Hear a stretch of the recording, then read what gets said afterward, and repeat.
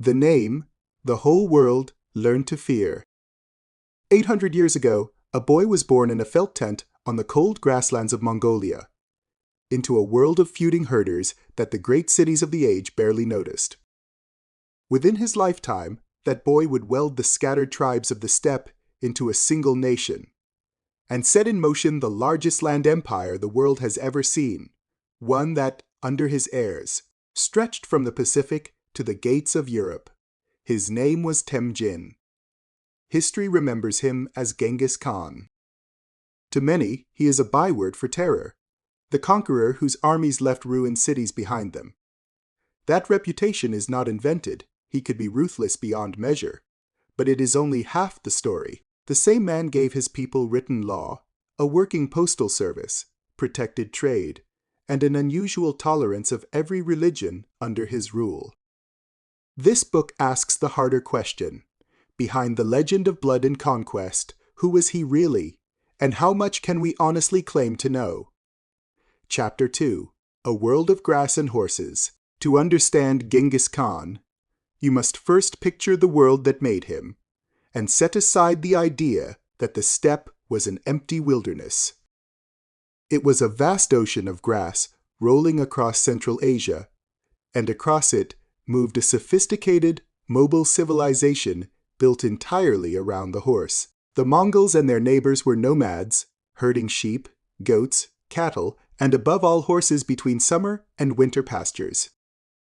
Home was the ger, a round, portable tent of felt over a wooden frame, warm against ferocious winters. People lived on meat and milk, dressed in layered deal robes, and learned to ride almost before they could walk. This was not a poor or simple life. It was a hard and skilled one.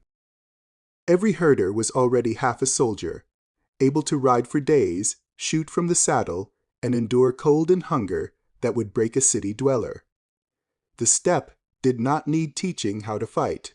It needed only someone who could make its quarreling tribes fight together. Chapter 3. The Tribes That Would Not Unite. The grasslands held many peoples: Mongols, Tatars, Kerit, Naiman, Merkit, and more. Each a web of clans bound by kinship, herds, and old grudges. They shared a way of life, but not a ruler. For generations, they raided one another for animals, for pasture, and for women, in an endless cycle of revenge. Loyalty was precious and fragile. A chief held his followers only so long as he could protect them and share out the spoils. Lose a battle, and your people might melt away to a stronger man overnight. Alliances were sworn and broken. Blood feuds passed from father to son. To the south lay wealthy settled empires: the Jin, who ruled northern China, the Tangut kingdom of Xi Xia, the Muslim realms of Central Asia, and they were content to keep the northern tribes weak and divided, playing one against another. Into this fractured, dangerous world Temüjin was born. Uniting it would have seemed impossible. Almost no one had ever managed it for long. Chapter 4. A boy born clutching a blood clot. The chief source for his early life is the secret history of the Mongols, written for the royal family after his death. Part record, part epic poem, and not always to be trusted, literally. According to it, Temüjin was born around 1162. Though some scholars argue for 1167, the true date is simply unknown. He was the son of Xi Xia, a minor chief, and named after a Tatar captive his father had just defeated. One famous tale says the baby came into the world clutching a clot of blood in his fist, an omen, the storytellers said, of a life of conquest. It is a striking image, and almost certainly a legend, the kind of sign later ages love to add to the births of great and terrible men. We should enjoy it as story, not fact. What is not in doubt is harder and sadder than any omen. Temüjin's childhood was about to collapse into danger. Poverty and exile, and how he survived it, would shape the conqueror he became. Chapter 5. Cast out on the steppe. When Temüjin was still a boy, about 9, by one account, disaster struck. Traveling home, his father Xi Xia accepted food from a band of Tatars, old enemies of his family. They poisoned him, and he died. The effect was instant and brutal. Xi Xia's followers refused to be led by a child and a widow. They simply abandoned the family on the open steppe, Temüjin, his mother Hil, and his young siblings, left with almost nothing, to live or die as they could. By every expectation of that hard world, they should have died. Instead, they survived, foraging roots, hunting marmots, catching fish in the rivers, food a proud herding family would once have scorned. His mother's fierce will held them together. These outcast years forged Temüjin. He learned that loyalty could vanish in a day, that survival took ruthlessness, and that a man with no tribe must build his own. He even killed his older half-brother Begder in a quarrel over food and rank, a dark sign of how dangerous the gentle-faced boy had become. Chapter 6. Friendship, Capture, and Escape. As he grew, Temüjin began the slow, dangerous work of gathering allies. The steppe ran on personal bonds, and two would prove central. One was Jamukha, a boyhood friend with whom he swore the oath of Anda, blood brotherhood. The other was Togrul, Khan of the powerful Karat, who had once been allied to his dead father. Temüjin shrewdly claimed him as a patron and protector, but the road up was not smooth. In these years he was captured by a rival clan, the Taichud, and held as a prisoner, by one account fitted with a heavy wooden collar. He escaped under cover of darkness, helped by a sympathetic family, a brush with death he never forgot. When his young wife Biborte was seized in a raid by the Merkit, Temüjin called on Togrul and Jamukha, and together they rode to win her back. Victory, in that rescue, lifted his name and his following. Step by step through charm, courage, and calculation, the abandoned boy was becoming a leader other men chose to follow. Chapter 7. Brothers turned rivals. The friendship with Jamukha could not last, because in the end both men wanted the same thing, to lead. As Temüjin's following grew, the two Anda drifted into rivalry, and the steppe split between them. Their struggle reveals what set Temüjin apart. Where tradition rewarded noble birth, he rewarded loyalty and ability, promoting able men of humble origin, sharing plunder fairly with his followers, rather than hoarding it for the aristocracy. Ordinary herders began to see that under Temüjin a brave man could rise. Defeated enemies were often spared and absorbed, a warrior named Jeeb, who had shot Temüjin's own horse from under him in battle, was pardoned for his courage, and made one of his finest generals. The wars among the tribes were long and savage. One chief, the histories say, boiled captured rivals alive in great cauldrons. Through a decade of shifting alliances, betrayals, and hard fighting, Temüjin outlasted them all. The Tatars, the Kirit, the Naiman, the Merkit, until only one man stood above the grasslands. Chapter 8. Proclaimed Genghis Khan, 1206. In 1206, on the banks of the Onon River in the Mongol heartland, the chiefs of the steppe gathered in a great assembly called a Kurultai. The endless tribal wars were over. They came not to fight Temüjin, but to follow him. There they proclaimed him supreme ruler of all the peoples of the felt-walled tents and gave him a new title, Genghis Khan. The Mongol form is Chinggis, and its exact meaning is debated, most often translated as universal ruler or oceanic ruler, a lord as wide as the sea or the sky. The familiar spelling Genghis comes to us through later Persian and Arabic writers. It was a moment without real precedent. For the first time the quarrelsome tribes were one nation under one law and one man, no longer Tatars or Kirit or Merkit, but Mongols. He was perhaps in his 40s, a leader hardened by a lifetime of struggle. The boy abandoned to die on the steppe now commanded it from end to end, and he was only beginning. Chapter 9. An army like no other. Genghis Khan now reshaped his people into the most formidable army of the age, and its genius was organization as much as ferocity. He broke the old tribal regiments apart and rebuilt the army on a clean decimal system, units of 10, 100,000, and 10,000, the T-men.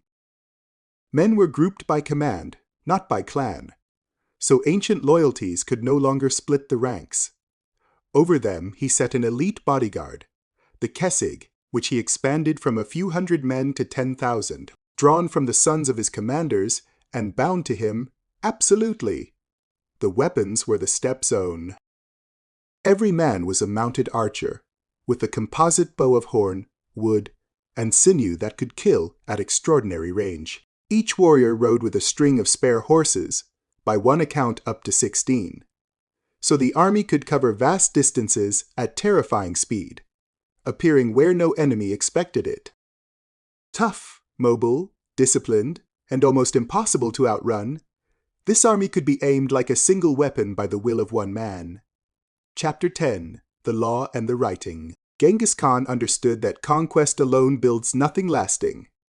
A nation needs rules, records, and a memory, so he gave the Mongols all three. His people had no writing of their own. He ordered that the Mongol language be set down for the first time, adapting the alphabet of the Uyghur Turks into the upright script Mongolians would use for centuries. Suddenly, orders, accounts, and laws could be recorded and sent across the empire exactly as given. With writing came law. He is credited with proclaiming the Yasa, or Yasa, a code of rules for his new nation. No complete copy survives, so its precise contents are debated by historians. But the accounts agree on its spirit: harsh, clear punishments for theft, betrayal, and disorder, protection for envoys and for trade, and discipline binding on everyone, the powerful included. The Yasa, the army's decimal order, and the loyalty he commanded turned a coalition of herders into a true state. Genghis was no longer only a war leader. He had become the lawgiver of a nation. Chapter 11. Turning south, war with China. With the steppe united, Genghis Khan turned his army against the rich settled empires to the south. First came Xi Xia, the Tangut kingdom on his border, which he raided and forced into submission. Then he aimed at a far greater prize, the Jin dynasty, which ruled northern China with great walled cities and armies, far larger than his own. War with the Jin began in earnest around 1211. On paper, the Mongols should have lost. The Jin could field hundreds of thousands of men. But speed, deception, and discipline counted for more than numbers. The Mongols, masters of open field war, now learned siege warfare too, adopting Chinese engineers, catapults, and gunpowder weapons as fast as they met them. The fighting was savage. Cities that resisted were stormed, and their people slaughtered as a warning to the next. In 1215, the Mongols took the Jin capital near modern Beijing and gave it to the flames. The herders of the felt tents had cracked open one of the great civilizations of the earth, and the world began, at last, to take notice. Chapter 12. The Khwarazmian War and the price of an insult. Genghis Khan did not, it seems, plan to conquer the Muslim West. He wanted trade with the Khwarazmian Empire, a wealthy realm spanning Persia and Central Asia, and sent merchants and envoys to open relations. It went catastrophically wrong.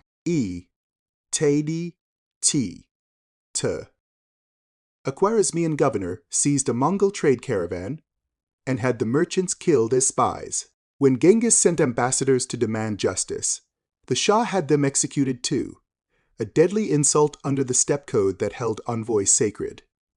The vengeance was apocalyptic. Between 1219 and 1221, Genghis hurled his armies west.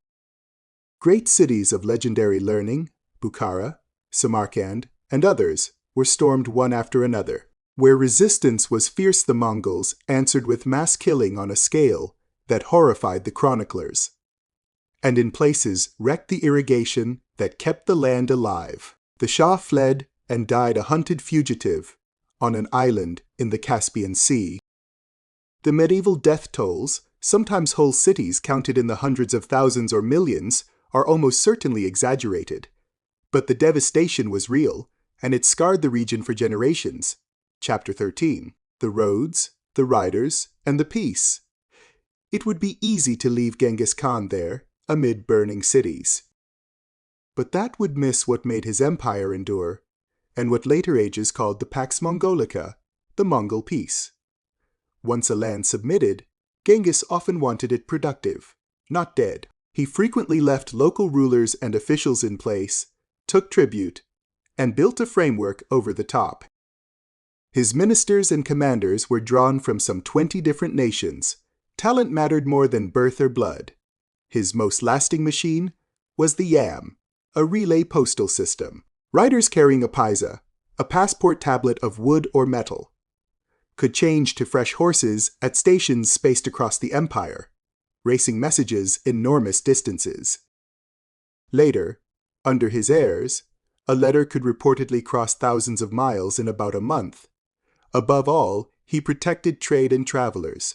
With the steppe roads made safe, merchants, goods, and ideas moved between China, Persia, and Europe as never before. The conqueror of cities had also, in a strange way, helped knit a continent together. Chapter 14. One sky, many gods. In an age when rulers across the world forced their faith on the conquered, Genghis Khan did something remarkable. He let people believe as they wished. The Mongols' own faith centered on Tengri, the eternal blue sky, honored through shamans who read omens and carried prayers to the heavens. But Genghis made no attempt to impose it.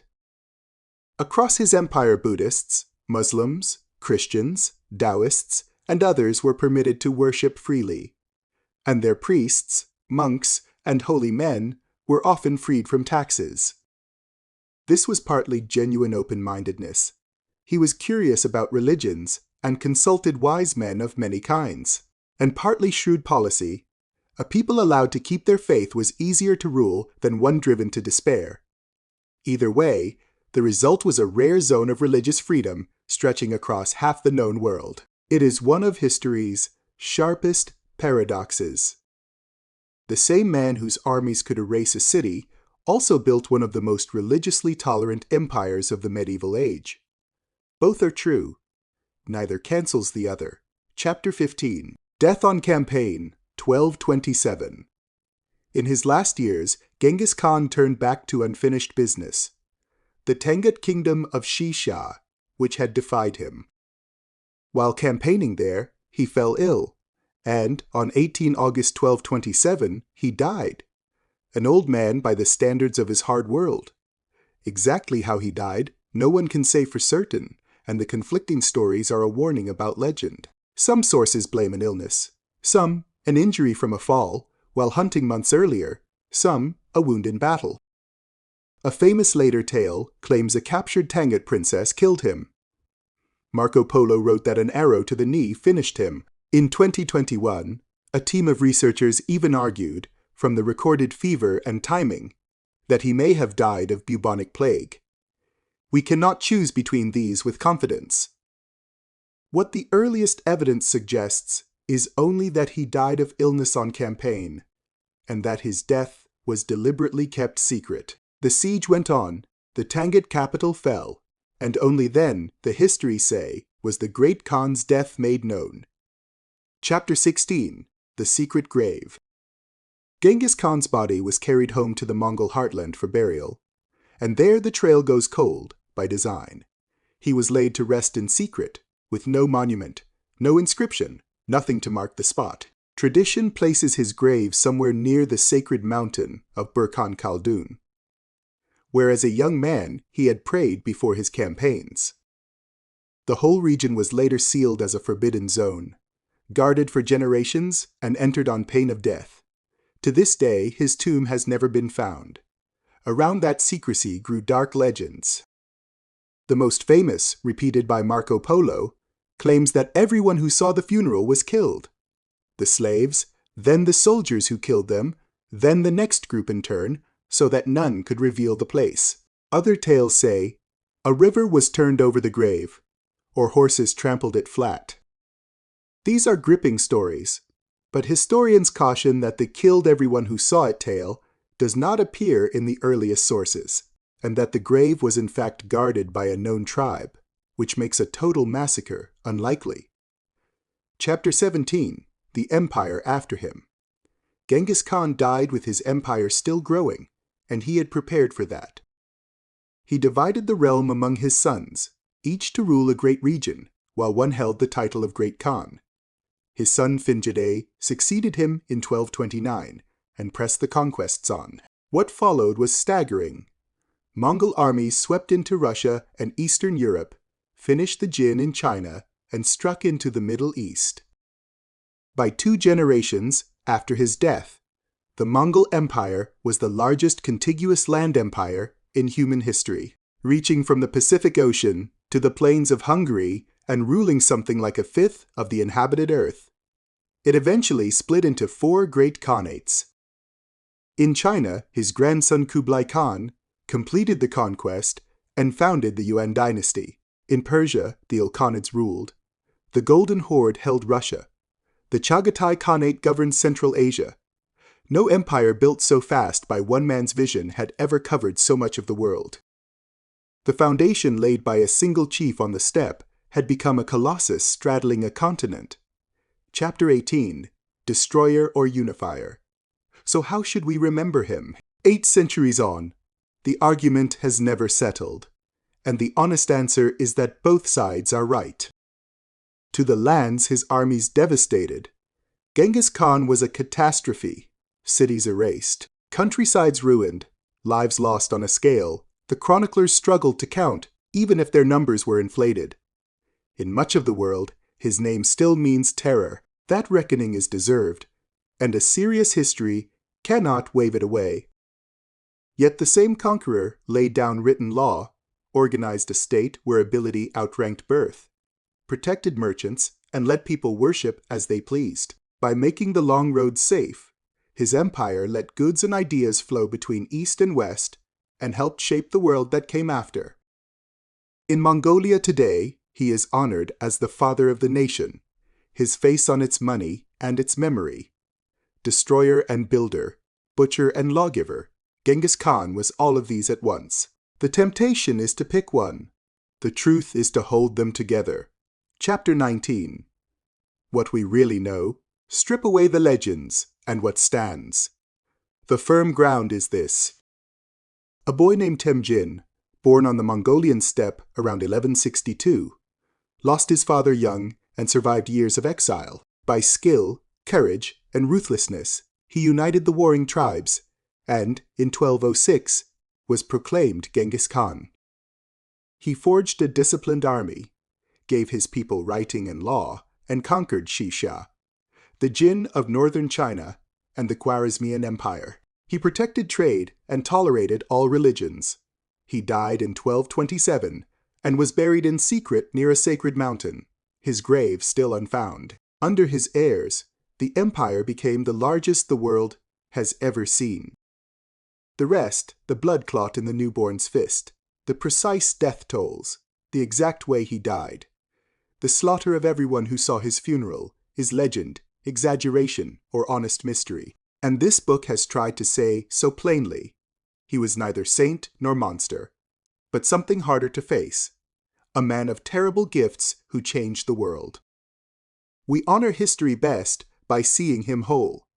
A note on history and sources, writing the life of a man who lived 800 years ago, among a people who at first kept no written records, means weighing very different and often unreliable kinds of evidence. The single most important native source is The Secret History of the Mongols, composed for the royal family shortly after Genghis Khan's death. It is precious, but it is part epic poem as well as part chronicle, and it cannot always be read as plain fact. Much of what we know also comes from outside observers, writing for their own purposes, Persian historians such as Juvaini and Rashid al-Din, Chinese dynastic records, and later European travelers. Many of these wrote about the Mongols as a terrifying enemy, and the spectacular death tolls they report.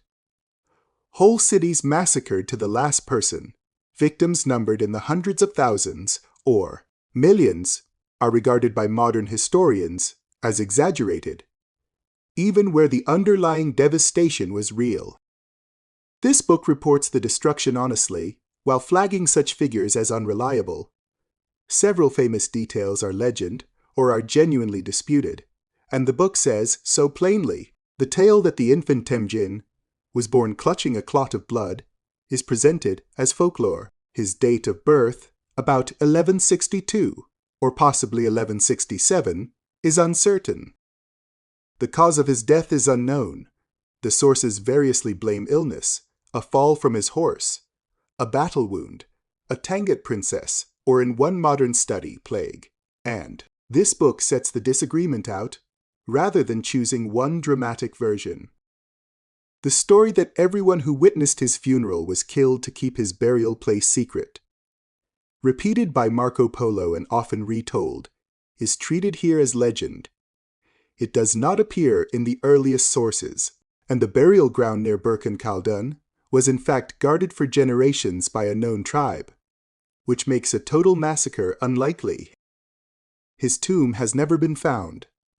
Useful and reputable starting points include the Encyclopaedia Britannica, the World History Encyclopedia, the Metropolitan Museum of Art's Heilbronn Timeline of Art History, the Encyclopaedia Iranica, and accessible translations of The Secret History of the Mongols. This book paraphrases its sources and does not invent or quote at length any words attributed to Genghis Khan or other real people. Illustrations in this book are artistic interpretations created with the assistance of artificial intelligence image generation tools. They are not photographs, historical portraits, or verified contemporary depictions of any person. No authenticated lifetime portrait of Genghis Khan survives. The well-known album portrait was painted long after his death, so all depictions of him here are necessarily interpretive, informed by Mongol dress, material culture, and the landscapes of the steppe. About griot. Griot brings world history to life through striking, carefully researched illustrated stories. Its empires, its thinkers, and its turning points for curious readers everywhere. Copyright 2026. Published independently via Griot.